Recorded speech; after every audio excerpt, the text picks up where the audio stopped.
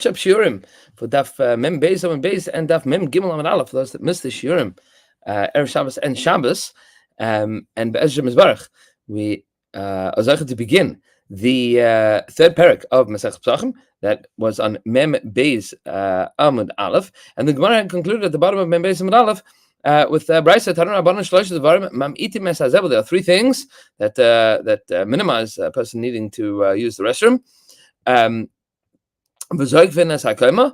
they straighten your posture, and they brighten your eyes, they increase your eyesight. These three things are pasnikia, clean bread, basar shamin, fatty meat, and yain yoshan, old wine.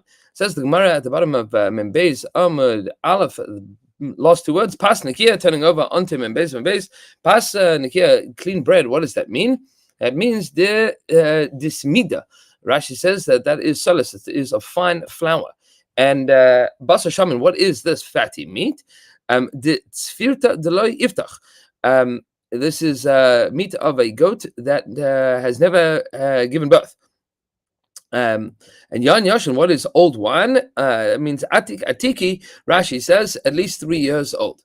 And then the Gemara has an interesting klal with regards to all kinds of refuahs, and they are kol mila demala lahai kasha lahai. In general, anything that is good for one part of you is bad for another part of you. The kasha lahai, and something that's bad for one part of you is mala lahai, is good for another part of you. Meaning, every remedy is good for some things and not good for other things. Bar, with the following exceptions. Bar mi zangvila retiva, except for wet ginger, moist ginger. That means fresh ginger. Upilpele arichta, and long peppers. Pasnikia, clean bread. Basar shamin, fatty meat. V'yain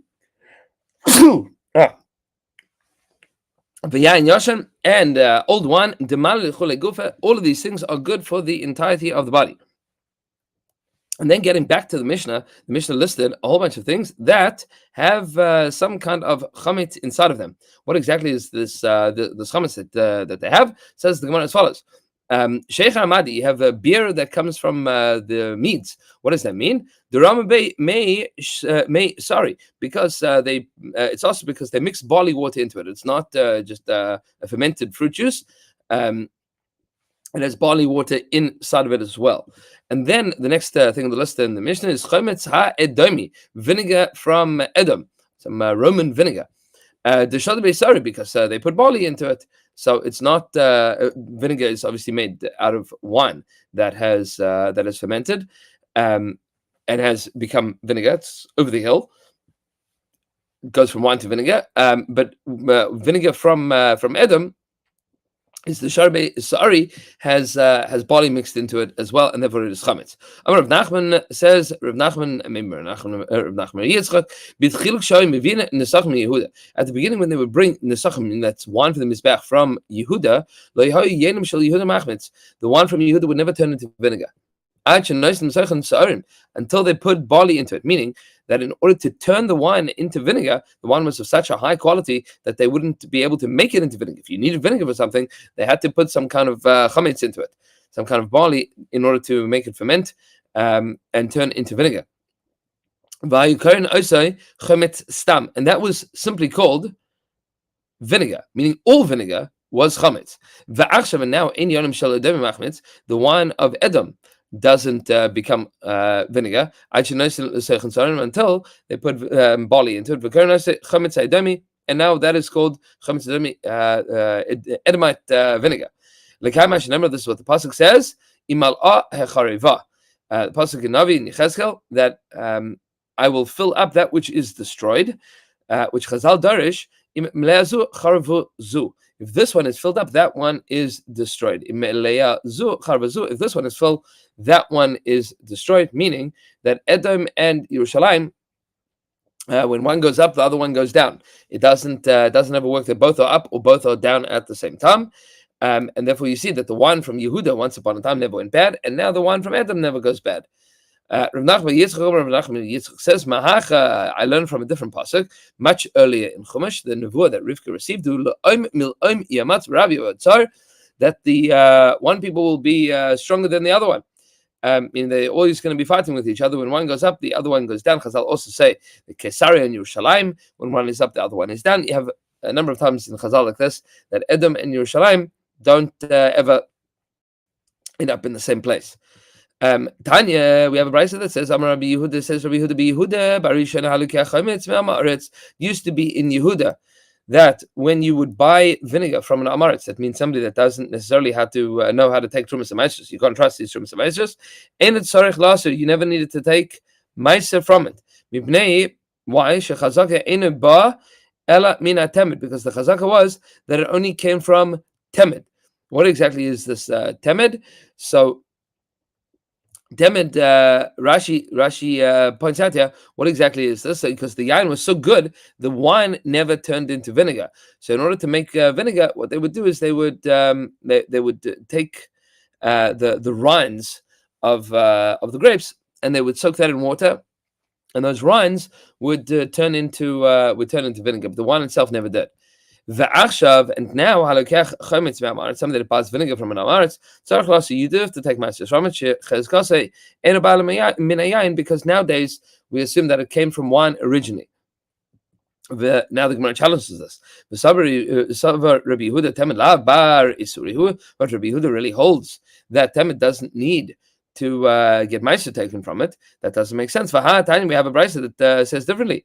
If somebody makes temet v'nos and ma'im b'mida and pours in a measure of water, umatza kedei midaso, and then found the same amount of water, potter is going to be potter, because you put in you potter from taking a trumas maaser. I mean, you poured in the water, and then it still stays at the same level. I mean, it just simply absorbs the flavor from what's the water absorbs the flavor from the wine rinds, from the grape rinds. Rabbi Yehuda says that you are chayiv to take maaser from it. It sounds like, according to Rabbi Yehuda, you do have to take maaser from temet. Says the Gemara Hachikam. No. This is what we're saying. That they would never. There was never any concern that they would never take. That they didn't take trumas and maasros from temet.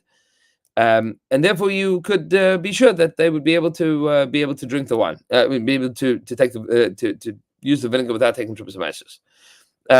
Alternatively, you'd say that they were suspect of not doing trumas and maasros appropriately, and that there is no problem. There are two kinds of temet.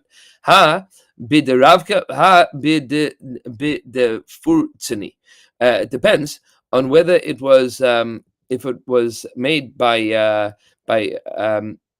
with the wine rinds that was soaked like a tea bag, they would put them in, and then they would just pull them out and just colored the water.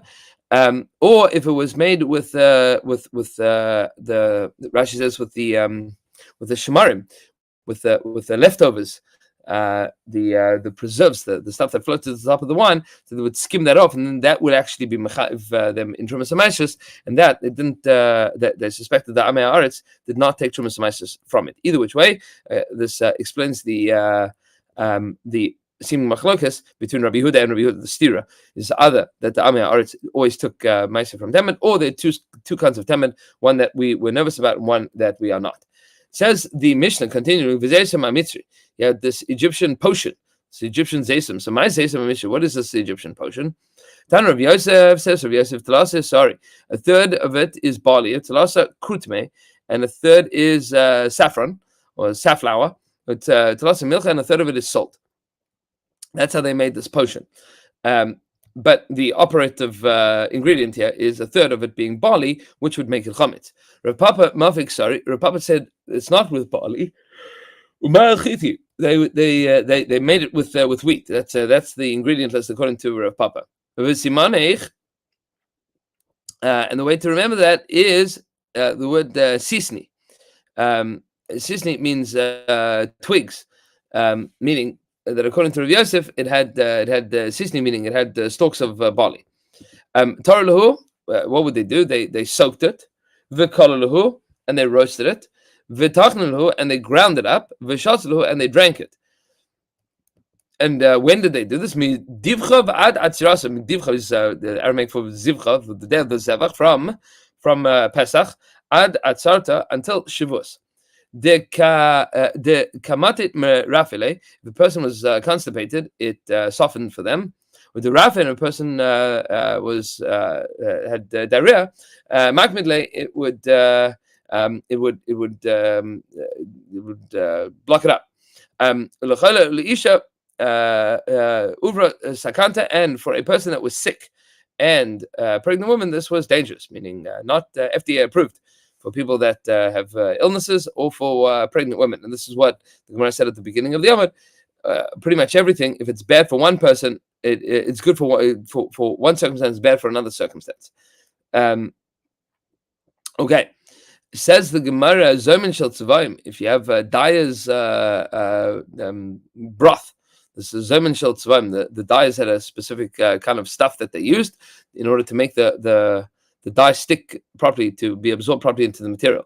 So Targimu, they explained it to be Maya de Chivri, it's bran water, the Tzavabahu Laba, that they put they use it to dye leathers red in order that the color should be able to stick, but it was made out of some starchy water made from bread, which is chametz. And this dough of the butchers. So what exactly is this? So pas tevua, this is bread that's made out of a grain that hasn't grown a third, meaning it's very, very young grain. Sheminicha al pikadera, that they would put this on top of the pot, and would draw out all of the garbage. Meaning this was obviously not used to be eaten. This was used as some kind of strainer, some kind of sponge. But it is chametz. The kolan shel sofrim, and the glue of the sofrim, of the scribes. So hacha targuma, here they explained it as perura de ushbeche. This is the shoemaker's glue. Rav Simon from Chazna said, "Ze tipulan shel bnei ashirim." This was a wax or a cream that was used by the daughters of rich people. That they left over for the daughters of poor people. Meaning, how did this work? So, this is really so. Didn't Rabbi Chia teach you? Arba mini medina, that there are 4 kinds of chametz that everybody uses.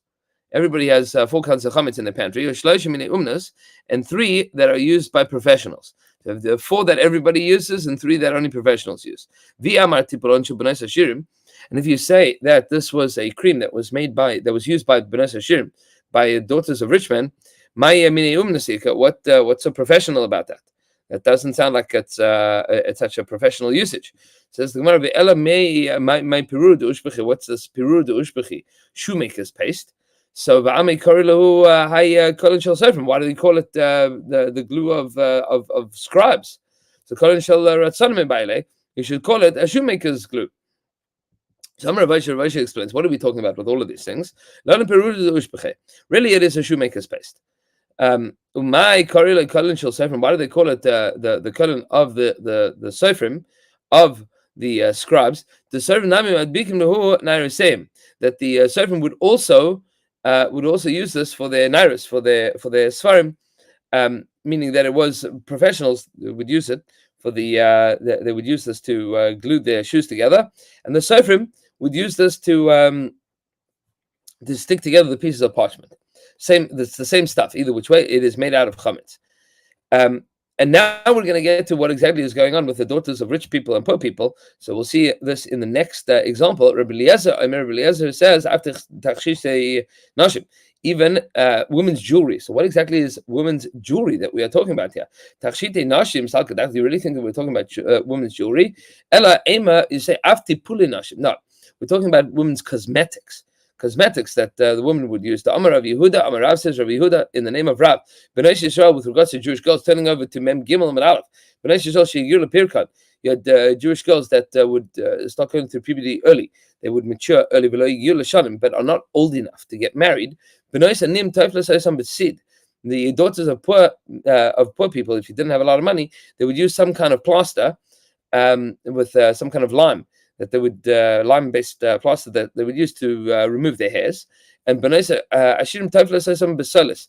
And the daughters of wealthy people would use fine flour in order to make some kind of wax to remove the hair.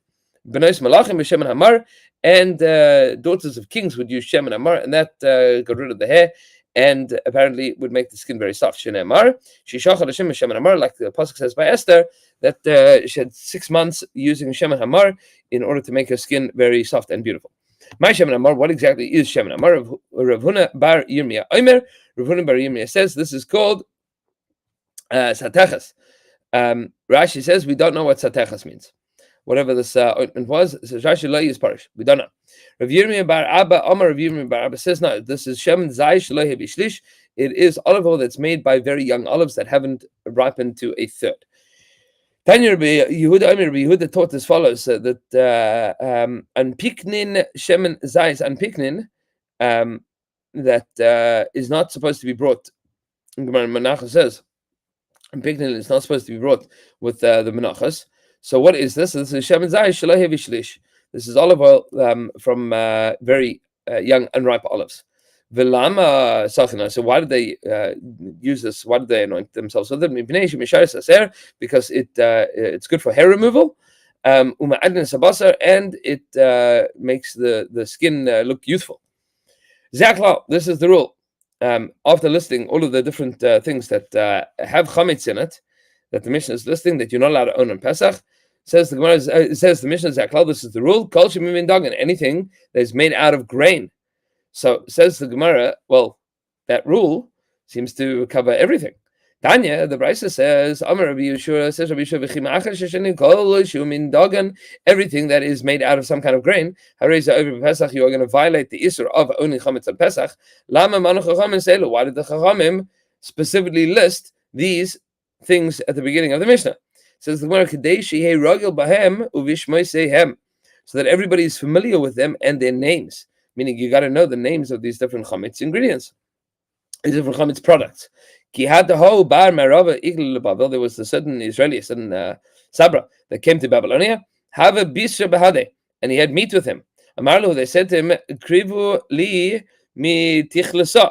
Give me, he said, give me some tichla, give me some dip.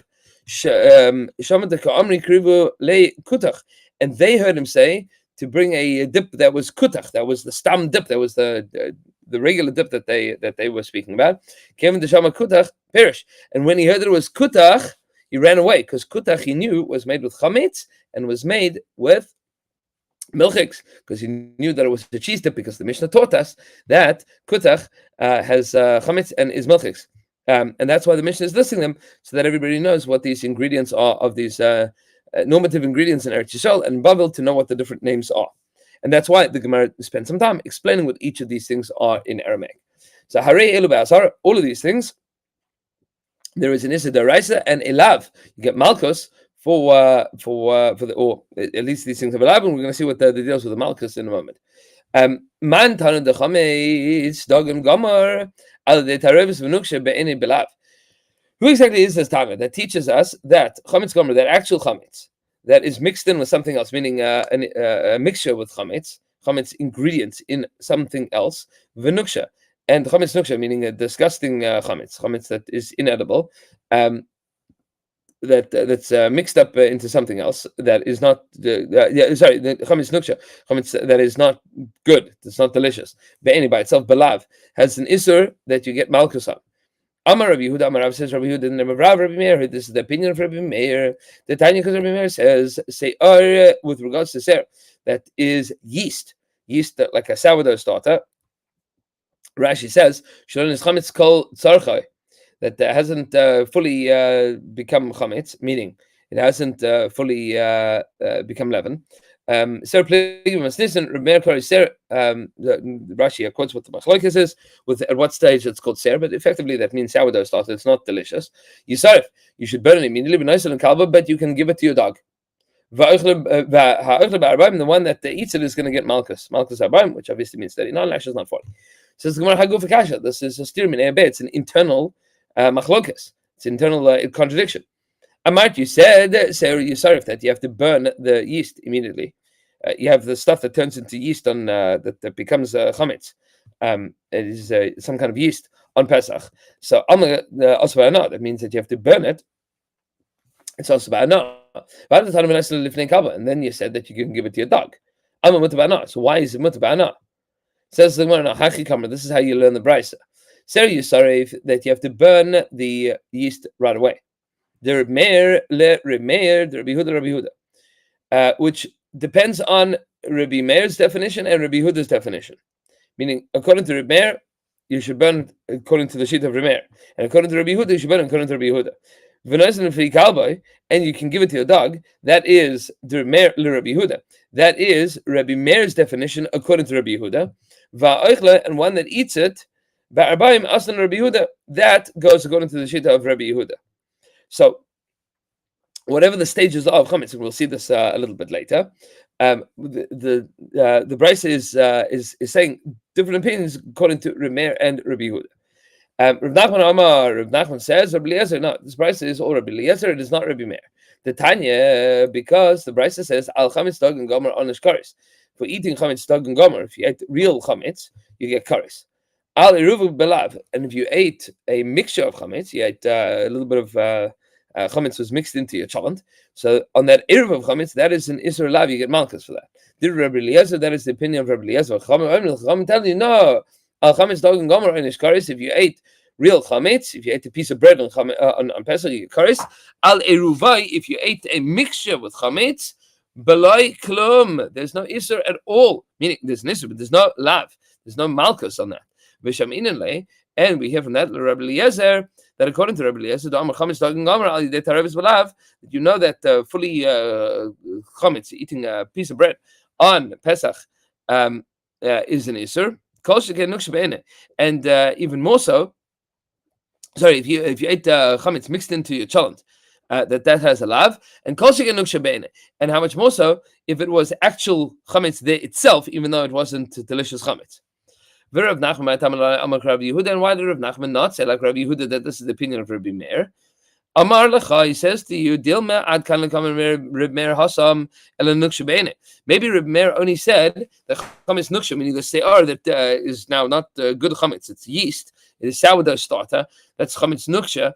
It is only us beine because you can see it, because there, if you ate that itself, that is chametz and it's not delicious. But you ate actual chametz, that is where he would say that you have the lav. Aval chametz dog and gomer al de tarevis loy.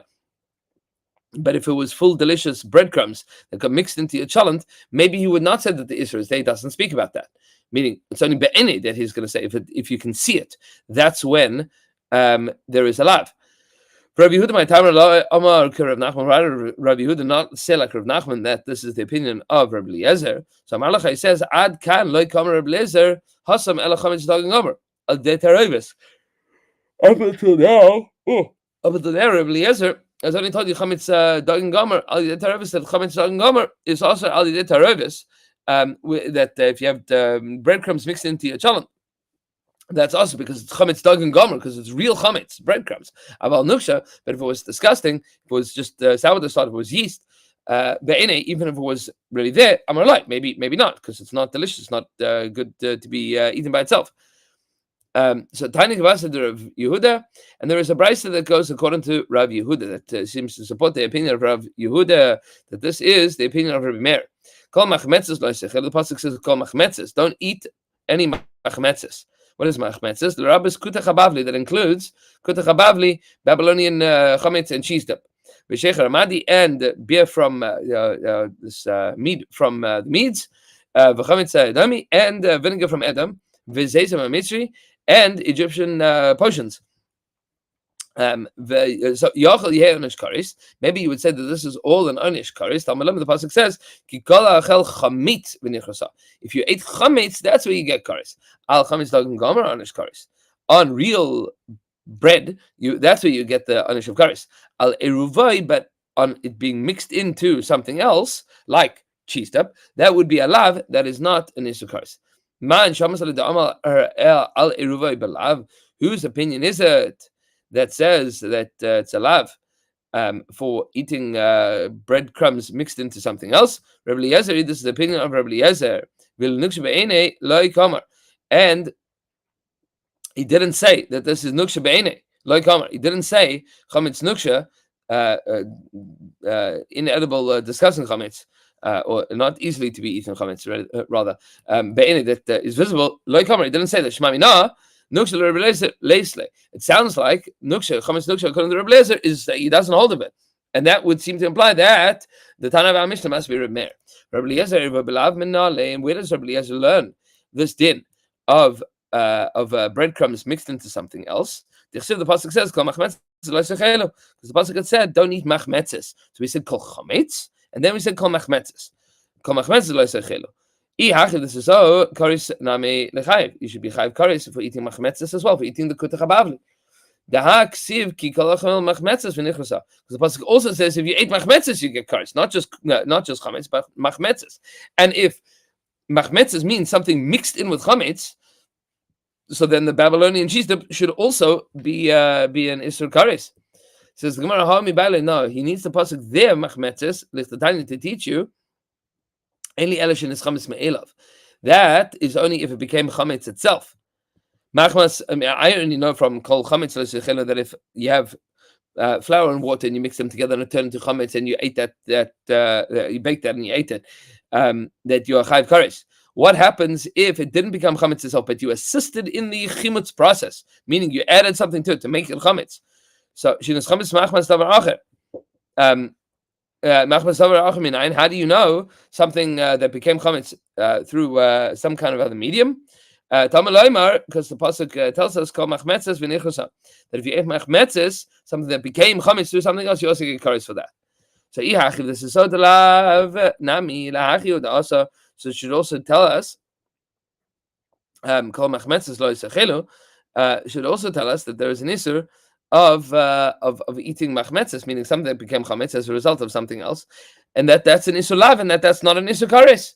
Says Gemara, at the time of the Rebbe Lezer, you have to say the reason Rebbe Lezer is mikol. Doesn't say machmetzes lo yisachelu. It says kol machmetzes. He learns it from the word kol. So we say hasam namiksiv kol, but there by it says by machmetzes it also says kol. It says kol in both psukim. So we say hamin bailele lerabes is hanashim. No, that kol he needs to tell you that women are also chayev in the isur of chametz. It sounds to us to be bizarre that women should be that there's even a havamina that even thought that women are not obligated in the prohibitions of chametz. Says Gemara Nashim mid Rabbi Yehuda Amar Rav Nafka. No, we know the din of women being obligated in the Isur Chametz from what we learned from Rabbi Yehuda Amar Rav. The Amar Rabbi Yehuda Amar Rav says Rabbi Yehuda in the name of Rav Chayne Tana de Be Rabbi Shmuel. This was what was taught in the Beis Medrash of Rabbi Shmuel. Amar Kra, the pasuk says Isha, a man or woman, ki yasim kol chatas adam. If they did any of the averos, says the Gemara that we learned from this Yishva Akasav Ish Isha, that men and women are equal. There's perfect equality when it comes to Isurim. Both men and women are equally forbidden from Isurim. With regards to mitzvahs, there are differences.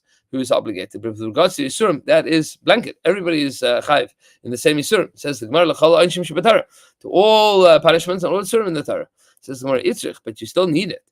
I would have thought, since the pasuk says, lo yisach alalav chametz shivas yamim techal alav matzos, don't eat chametz on it, and for 7 days you should eat on it matzos.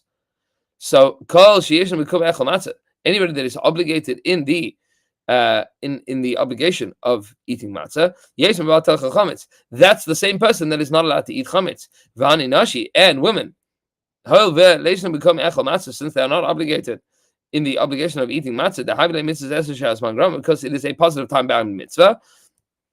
Ema bebal teichel chametz nami leishnu, that you should say that they are also not obligated in bal teichel chametz.